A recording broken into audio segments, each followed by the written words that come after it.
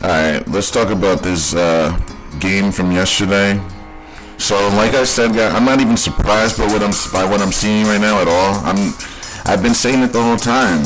Miami's just better than Boston. Boston might have Tatum and Jaylen Brown. Yeah, those players are really good, but you're going to need more than those two players to beat Miami. You're going to need a coach. You're going to need role players. You're going to need sets. You're going to need play calls in situations where it gets stagnant, mainly late in games, before the half, late in quarters, times where guys are just standing around, looking around. Yeah, that's where a coach steps in and calls a play to get guys moving and get them in a position to be successful and score. Yeah, basically what Eric Spoelstra's doing with guys like Caleb Martin, Duncan Robinson, Gabe Vincent. How many times, Max Struss, how many times did we see Eric Spoelstra call out a play for them to come off a screen for a wide open shot? How many times? And on Boston, how many times are we going to watch them play isolation basketball and just drive to the basket or just shoot a three-pointer? That's it. That's all Boston does. There's no mid-range players. There's no one to disrupt Jimmy Butler.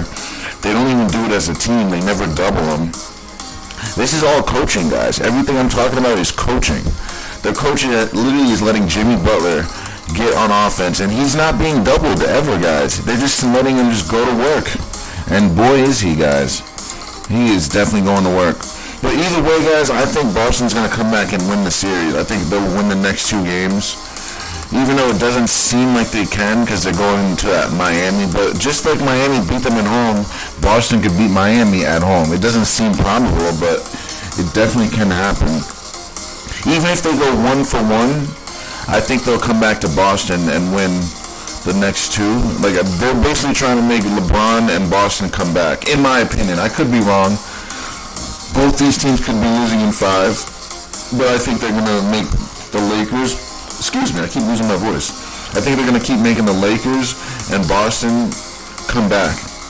So this will probably go 7 games. They'll probably win the next 2, then lose game 5, win game 6, and then game 7. That's how it's probably going to have to go, to make it more exciting and make people not know how to call these bets. Because right now everyone's going to bet for the Nuggets and Miami to win it, because people think this stuff is like 100% legitimate. They don't realize that, yes, they are playing a competitive sport, but it is controlled by forces beyond us. Forces we can't see, but we know they're there. So it's going to be tough. People are going to be picking Miami and Denver throughout. They're just thinking sweep or in 5, which can happen, but I don't think it's going to, because it's too easy for someone to just be like, oh, it's over in 5. Oh, it's a sweep. It's too easy to say that. That's why I don't think it's going to happen. The easiest pick never happens, because then we all would be rich. You know what I mean? Everyone would walk away with money, and that's what it's about. It's about the money. So that's why I don't think these games are over for a long shot. I think the series has just begun. Like I always say, Game 3 and Game 4 is really where you're going to find out where the series is going. So those first 2 games for both games really don't mean shit, honestly. When you think about how these games go, Game 3 and Game 4 is going to show you where the series is going. Just like with Golden State, they were down 0-2, right? And then they won 3 and 4, and I was like, yep, they're done. They're going to win. Game 3 and 4, guys. Pay attention to 3. 3 might... More Game 4. Game 4 is really the game where you know, like, the team that wins this Game 4 is usually the team that's going to win the series. That's what I've been figuring out. 3, sometimes they lose Game 3, but usually Game 4 is where you find out where the series is going. But I think these teams should win 3 and 4. It's going to be harder for Boston, easier for LA because they're going home, obviously. I just didn't expect... I thought they would split games, Boston and Miami, up until Game 7, but looks like they wanted Miami to jump out ahead. It seems hard to believe that Jimmy Butler is going to lose 4 games after being up 2. That'll hurt his legacy for sure. It's hard to see that happening. Like, I wouldn't be surprised if Miami goes by. It's just that, I don't know, with everything just pointing at Boston, LA, that's what it's pointing at. That's why I'm just kind of like, I don't know. Because they're both tied for 17 championships, I believe. I think this is the battle for 18, if I'm not mistaken. So that's why it just makes sense. It seems like it's going to be Boston, LA. Now they're both down 0-2. It seems like they have no shot. Now they're both going to come back and win it. Stay tuned, guys. Game 3 is going to tell us a lot. We're going to see the game tonight with LA, and then tomorrow with Boston to see if they wake up and smell the coffee, see if their coach gets a clue and learns how to call some plays. A guy like that, he needs help, man. He needs a better coaching staff. He needs guys that can tell him, hey, coach, you should probably run this here. Because every coach needs an assistant coach, another set of eyes to see something you don't see. Doesn't seem like he has that. Seems like everything's on him, and he just doesn't have a plan, really, that works. Oh, he has a plan, but it just is not working, guys. Tatum's getting 34, and that's keeping him in the game.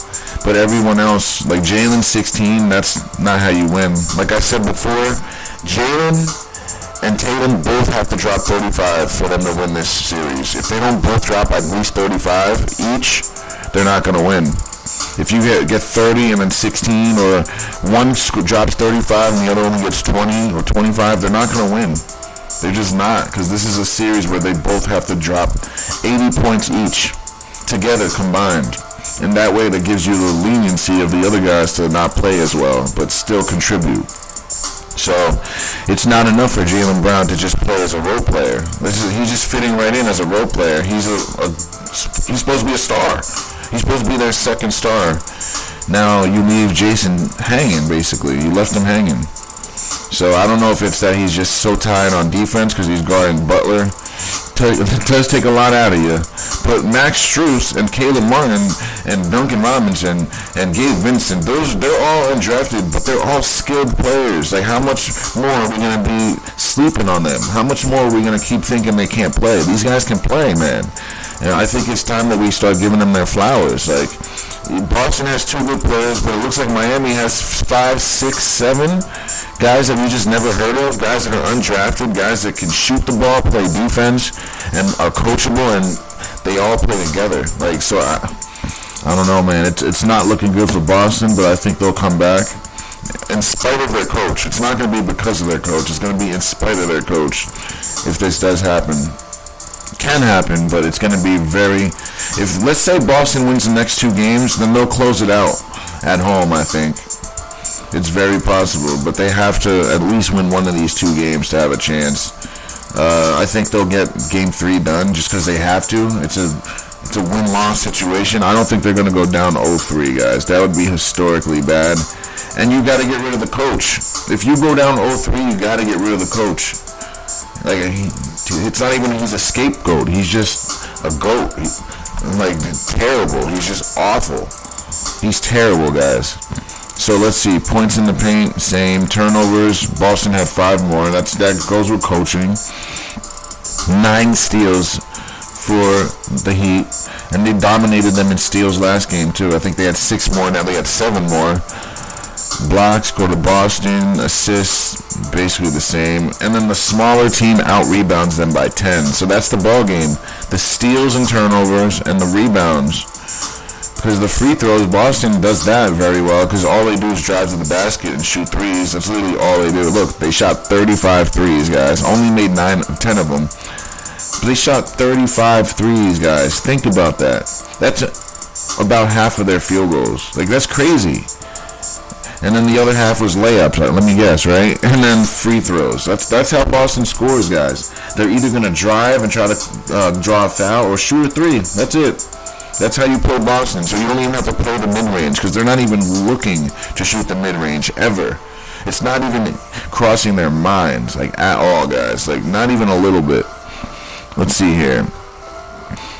See, Miami shot 9 less, but they're getting way more quality shots from the mid-range. This team draws up plays from the mid-range. If you look at their shot charts, guys, from these 2 teams, Miami has so many different variety of shots. They shoot from the wing, the baseline, the elbow. They shoot from the freaking 16-foot, 18-foot, 3-point shots. Boston, it's all freaking 3-point shots and inside the restricted area if you look at their shot selection. Very seldom you see a mid-range shot. It's very seldom. Maybe they probably had like 5 mid-ranges all game, whereas Miami had like 35 all game. Like, you can't win like that, guys. That's coaching. That means that coach is just sitting there letting them isolate and just do their own thing and not ever calling them into a play, getting them settled. I've been saying it the whole playoff run, guys. This Boston coach is not a good coach. He's probably on the lower tier of the coaches. Rookie guy doesn't really know the game as well. and it's showing. It shows. Eric Spoelstra's just doing circles around him. He threw the rig and all. Like, now it's gonna take like Eric Spoelstra just tanking to lose these games. Like, it's gonna be noticeable. Like, if you see like Miami just not play the way they've been playing, then you know the fix is in, guys. But either way, I think the fix is in for both sides. I think Boston and LA will be coming back. I'd be very surprised if they both lose Game 3. I'm expecting both teams to win Game 3 and then make this series a little more interesting again. Other than that, guys, we'll leave it there, and I'll keep you posted with the Lakers game. Thanks for watching. Don't forget to like, share, and subscribe.